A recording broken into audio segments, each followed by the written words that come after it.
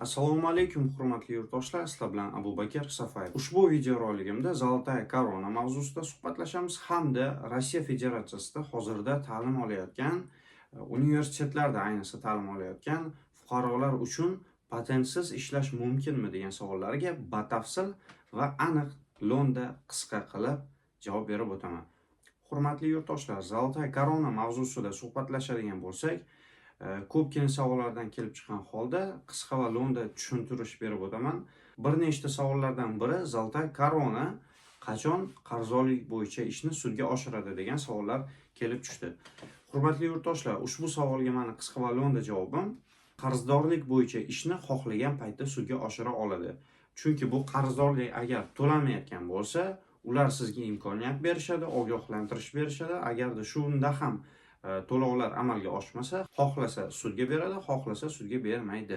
Lekin praktikada ko'pchilikni sudga bermagan, chunki ba'zi bir holatlarda iskovoy davnost kelib qolgan, ya'ni bunaqa ishlarda doim videolarda aytib o'tganimdek, iskovoy davnost 3 yil hisoblanadi.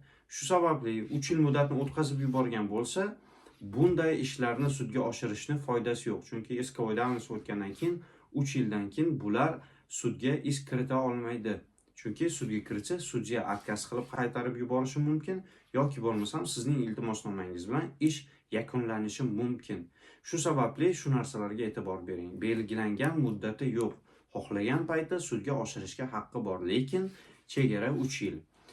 Va ikkinchi savolimiz, Rossiya Federatsiyasida hozirda ta'lim olayotgan, ya'ni universitetlarda ochno yoki ochno-zaochno yoki bo'lmasam zaochno formatda ta'lim olayotgan studentlarga mani javobim shunday bo'lardiki, qonunlarda belgilangan, agarda siz Rossiya davlat universitetida ochno formatda ta'lim olayotgan bo'lsangiz, ushbu holatlardagina sizga patentsiz ishlashga haq-huquq berilgan.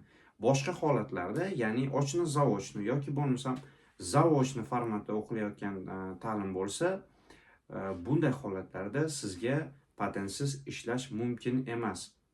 Ofitsialniy ishlash uchun albatta hamma qatori patentni oformit qilib ish faoliyatini olib borish mumkin. Ochno formatda ta'lim olayotgan bo'lsangiz, shunda ham faqatgina dars paytidan bo'sh vaqtda sizga ishlash mumkin xolos. Agarda sizni dars vaqtida ushlasa, bunga ham sizga chora ko'riladi. Shu sababli hurmatli yurtdoshlar, albatta o'z haq-huquqlaringizni himoya qilishingizni va doimo ularni bilishingizni so'rab qolardim. Kanalga obuna bo'ling, like bosing, kommentariyada o'z savolingizni qoldiring. Zero keyingi videoroliklarimizda sizning savollaringizga javob beramiz. Sizlar bilan Abubakir Safayev.